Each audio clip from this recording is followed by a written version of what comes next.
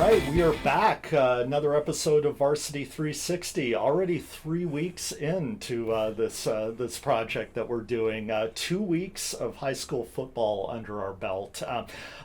Not exactly the opening to the season we predicted. No. A lot of twists and turns. Some teams we thought might kind of be dominant and hot right out of the gate have kind of gone through a little bit of struggles, and some teams that we maybe overlooked a little bit have looked really good. How should people be feeling 2 weeks in?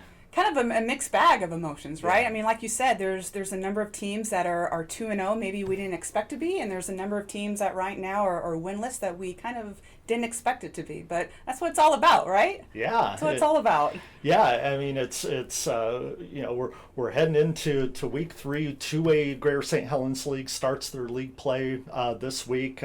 We have what has been a really competitive matchup between Hawkinson and Ridgefield, one that has the last 2 years basically decided that league title. So that could be one game that if you're looking for a high school football game to go to this weekend, check out Ridgefield and Hawkinson. It's just too bad that these teams play so early in week 3. I think over the last number of years that this is a game that people get amped up for, and for the right reasons. It's just too bad that this isn't a week 8 or a week 9 matchup. Yeah, but it really sets the tone for especially for that league, and kind of gets the competitive juices flowing early, because with the 3A and the 4A schools in the area, they wait till the end of the year practically, especially if you're in the 4A GSHL, to start league play. Right. So I like it that the 2A gets off the starting block so quickly in league play. It really kind of amps up the stakes, if you will. Absolutely, and for so many of these games in the 2A on Friday night, it's a really good measuring stick in week 3 to see where these teams are as they enter league play. You saw Ridgefield this past week in a really weird game against Mountain View, 3 overtimes. What's your takeaway? How should Ridgefield be feeling going into league play? Ridgefield should be feeling very good. I mean, I've been blessed in my 15 careers covering high school sports. Last Friday's triple overtime game was the fourth in my career. The previous 3 were all in the state playoffs, but this one was just kind of wacky. It was 14-all going into triple overtime. There were 3 missed PATs in the overtimes that kept extending them, and so it was just kind of wonky. But Ridgefield has to be feeling really good. There was a couple of tremendous defensive stops. Logan DeBeaumont really kind of took charge in that fourth quarter in the overtimes, really showing why he should be the number 1 quarterback going into league play. Yeah, and Mountain View, they get the first win of the season after dropping their opener on the road, and they go right into an interesting game against Union, one that typically has been kind of a measuring stick for the Thunder on how they kind of match up against one of the traditionally better 4A teams around here, but they're going to face a Union team that is coming off a kind of a blowout loss. Well, not kind of a blowout loss. They were blown out by a very strong Yelm team. So what do you think Mountain View is looking to take from this Friday's game against Union?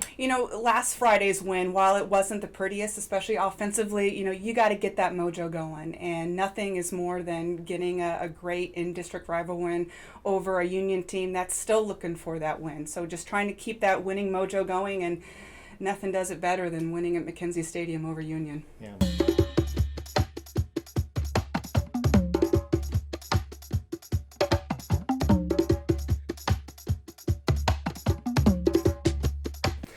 Another team in the 4A that got its first win, Skyview, and they got it against a traditional rival in Columbia River. But it got us thinking, and we're going to debut a new segment called Debate Club here. We are going to debate the question of should 4A Skyview and Class 2A Columbia River continue to play every year. It's a game that in recently has been pretty lopsided. This Saturday, Skyview, they needed a half to kind of pull away. It was a very close game in the first half, but Skyview ended up enforcing their will, winning eventually 41-13.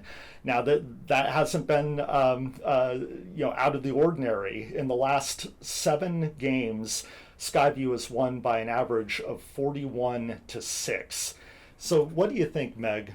Do these teams need to keep playing? Oh, there's a number of different talking points on this subject. Number one, football is a different animal than soccer, than volleyball, than tennis. These two schools play in every sport. And football, it's all about numbers and it's all about size.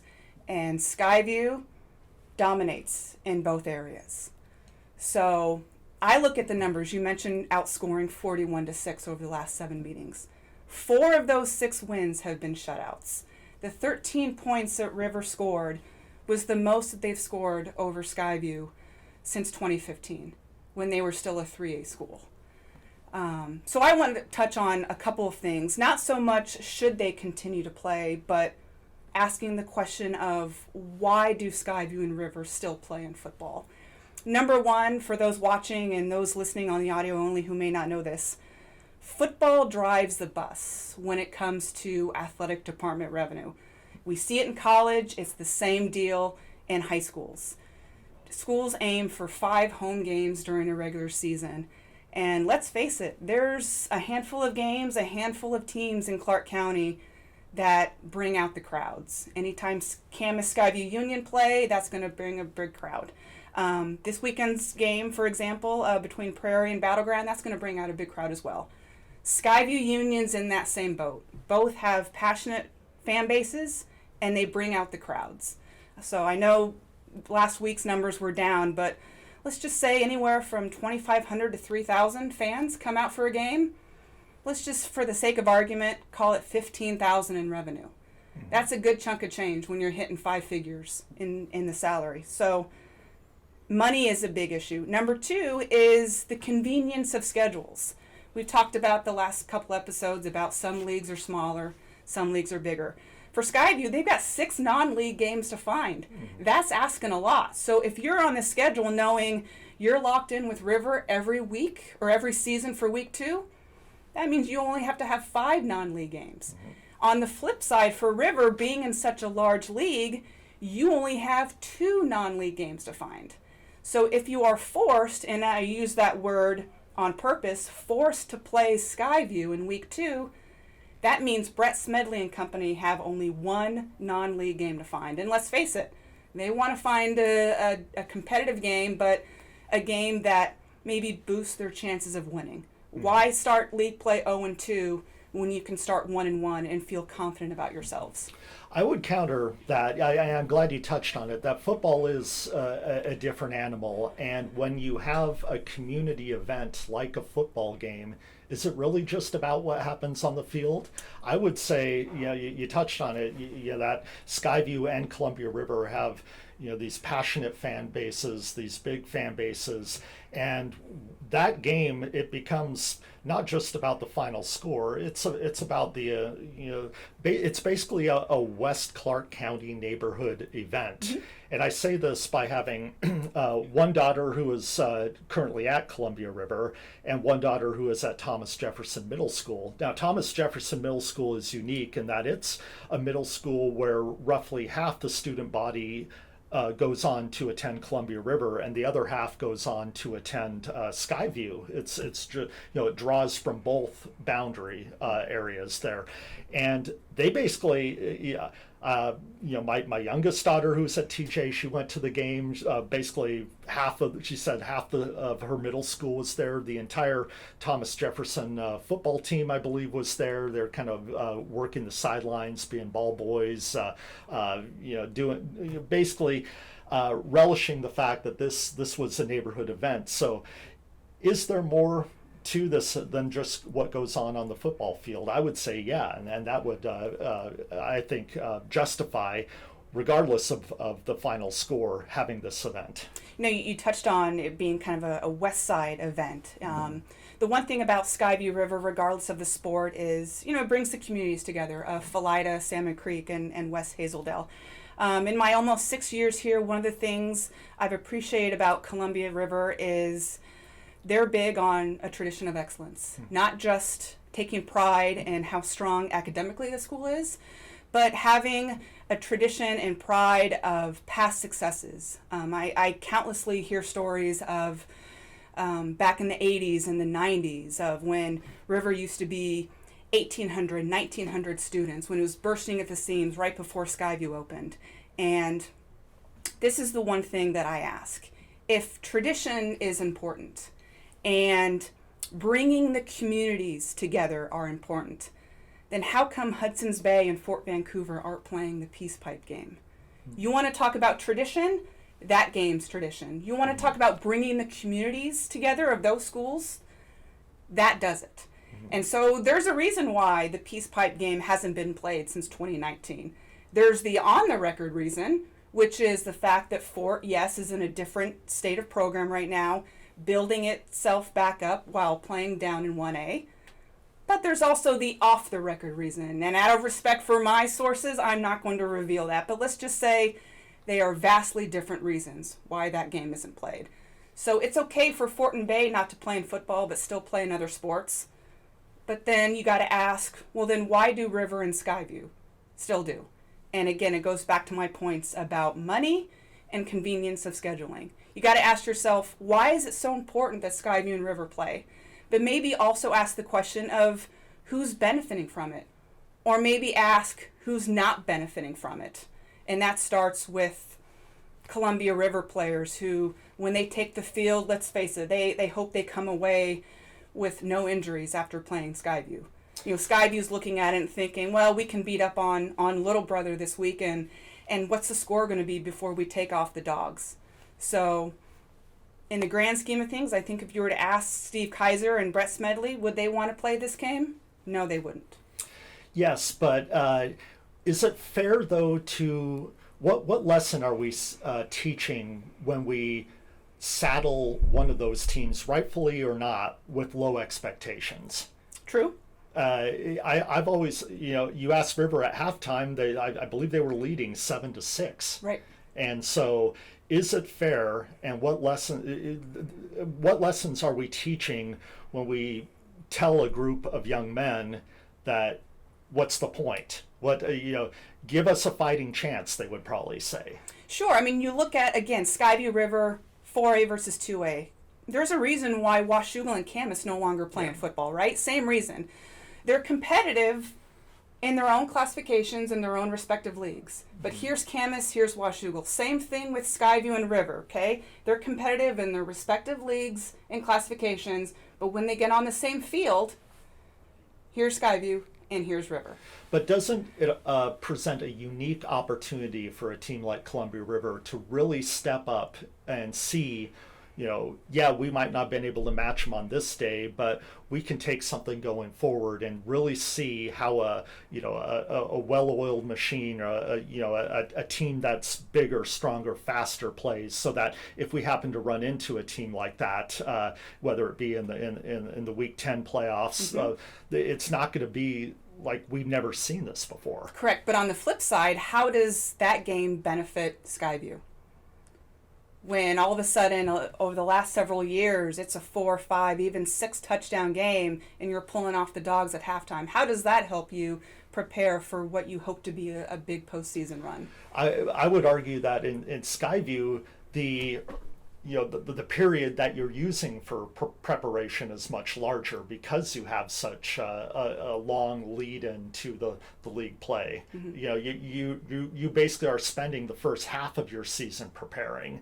And so I would say it's not as vital for them to have a week 2 game where they're able to try a few new things, get in a few JV players. I would think they would kind of relish that. You may disagree, but I think it's part of a longer, more drawn out process with Skyview's from Skyview's perspective versus River, which is like you mentioned, they go right into league play week 3.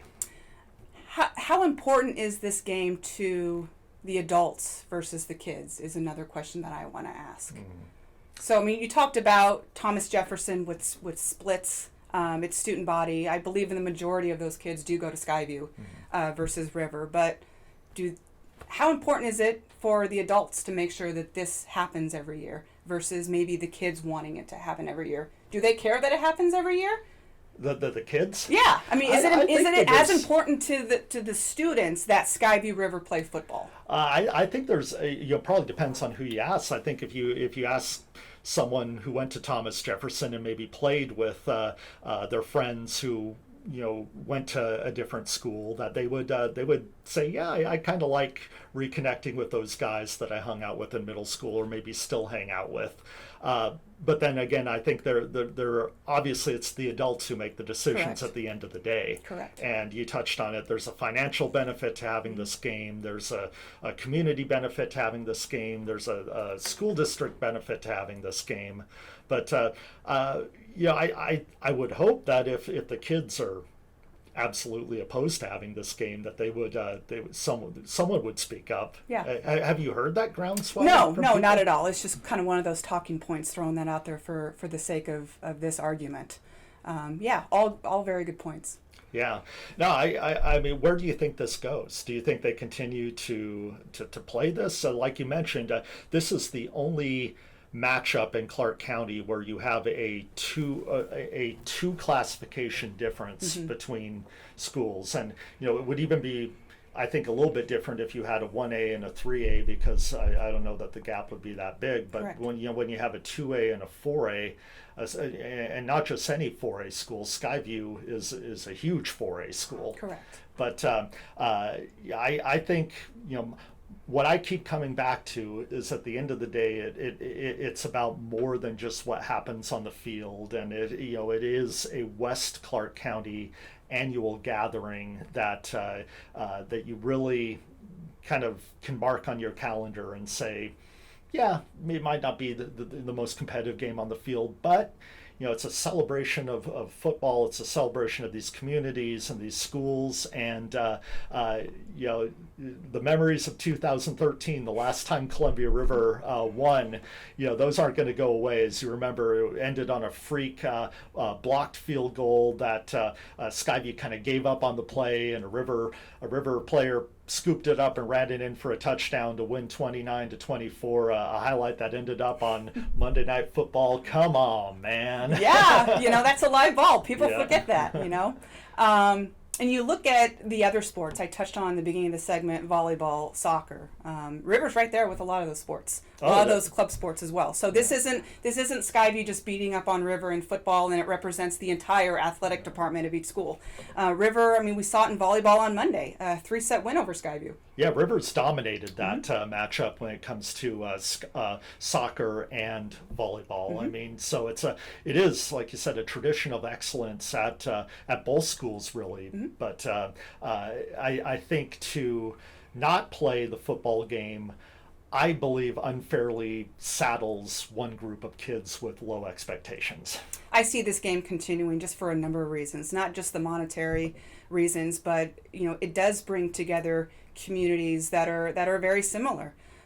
Kids that have grown up together for years, similar socioeconomic statuses. So it's not like one team's at a severely disadvantaged than the other. Just there's one school has more players and just might have some bigger players as well on the football field. Definitely.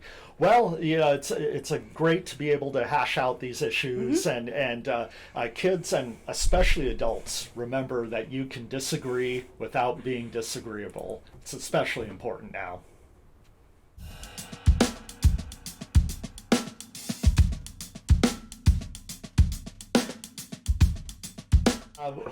One of the teams that had the most impressive Week 2 showings was Prairie. They came into a game against a Hudson's Bay team that had scored over 50 points against Heritage, and what did Prairie do? They shut Bay out, 56-0. Alex Ford, 3 touchdowns, 102 yards rushing on just 11 carries. Prairie's defense, they played lights out, holding Bay to just 143 yards. So, I wanted to go out and talk to Prairie, ask them how they're feeling after a dominant Week 2 win. So here's what we found out when we visited the Falcons. Okay, we are out here at Prairie High School. We have from left Nate Pong, Colby Majewski and Pearson LeMay. Hey guys, Prairie is 2-0. You guys are coming off a really impressive win over Hudson's Bay. Just what has worked so well for the team starting off the season? Really impressive defensively. Let's start on the left. Nate, what do you think has worked so well for Prairie? Oh, definitely our coverage. We're breaking down, making tackles. We're definitely coming to kill every single play. We're not taking a play off. We're not being nice with it. Colby. I mean, honestly, like, we're pretty versatile. We can do whatever. Like, our run game's working, our pass game's working, our defense, we fly to the ball, we hit everybody. Yeah, on defense, we're just flying to the ball, like being fast, like our identity. We just got to fly to the ball and make hits. You know, like you mentioned, all facets of the game have really been working well. But when you think it comes down to it, what type of game do you think you guys prefer? A defensive slugfest or an offensive shootout? Well, let's start with you, Nate. Man, it's hard because different teams have such good players. But honestly, I think I prefer a defensive slugfest. You know, we don't like when people score, and our offense is good enough. We run fast, and we score every drive. So. Colby. I love scoring touchdowns, but I think sacks are a little bit better, so I'm going to go defense. All right, Preston. Yeah, I love playing defense, but honestly, we could go either way, so do great. So. All right. Yeah, the defensive intensity, you talked about that. Coach Ephraim brings, that's his background. How would you compare the defensive intensity for this year compared to maybe previous years? Let's start with you, Preston. Well, we're definitely, very, trained in the mind this year, just, knowing what to do and, knowing what the other team's doing, and we have kind of that dog mentality. We're just flying to the ball every play. We don't care, and we're taking on blockers even if we're not getting the tackle. So it's not really a individual thing. It's like a group thing. So. All right, Colby. Yeah, I mean, we had a pretty strong defense last year, and I mean, we kind of just carried that on with the athletes we got this year. But I mean, yeah, our defense looked pretty good. I like it. Nate, you talked about you like defensive slugfests. What is it about the intensity? How would you describe it? Man, who wants it more? I want it more than the other person, or he wants it more than me. So it's it all comes down to the game of football. It's I'm gonna hit you harder, or you're gonna hit me harder. It's whatever. Yeah, Colby, after last game, you kind of said what I kind of took it to be the team motto, which is always gas. Yeah. Where does that come from? What does that mean? Energy, just wanting to be there, just enjoying it every second, not stopping. Nate, what does always gas mean to you? Man, always 100%, 120%, 130%, 100% every single play. We're always trying to compete. We're always going to take their head off. And we're always going to have fun with it. Pearson. Yeah, kind of what they said, just 100% every play, no plays off, no, doesn't matter how much we're up, how much we're down, every play, 100%. So. Yeah, coming into this next week's game, it's rivalry week, battleground. What does this game mean? What makes it special? Start with you, Nate. I don't say we don't like that team down here, but they're a good team. It's a good rivalry that's going on around here. There's no other game really. We're gonna go in there, handle business, and move on. Really, temporary mindset. We're gonna celebrate in the moment. We're gonna move on from that. Colby, battleground week. What does it mean? This is a statement game. We just got to put them to the ground. AF4A. I mean, once you go to playoffs, you're gonna be ranked a little bit higher, but I don't know, just put them to the ground. Here's some bragging rights. Are those on the line? Yeah, they definitely are on the line. We know, a lot of people know from both schools know each other. So, yeah, it's definitely bragging rights game, and also we can't take anything lightly. No matter what happened last year or anything like that, we can't take anything lightly.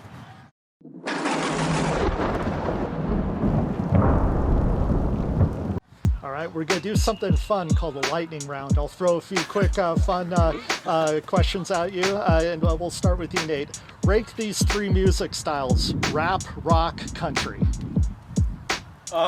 Rap, country, or rock. Colby, rap, rock, country. Same thing. Rap, rock, country. All right. Rap, country, rock. Excellent. All right, favorite NFL player, Pearson. Saquon Barkley. Yeah, I'm going with my rookie, Aiden Hutchinson. Excellent. Alvin Kamara. All right. You've just gotten a big win on the road. You can go anywhere to celebrate for a meal afterwards. Where are you hitting up? Hey, man, we eating Sherry's. Yes, sir. What do you get at Sherry's? Pie shakes. Peanut butter milkshake. T-bone, steak and eggs. All right. Circle back to the music thing. You're making Prairie's pregame playlist. What are you putting on it, Nate? bunch of young boy, whatever gets us turned up. I'm a little baby, some Drake. Ooh. All right. I don't touch the playlist. All right. Well, congratulations on the 2-0 start. Great luck, or best of luck against Battleground, and a great start of the season so far. Thank you.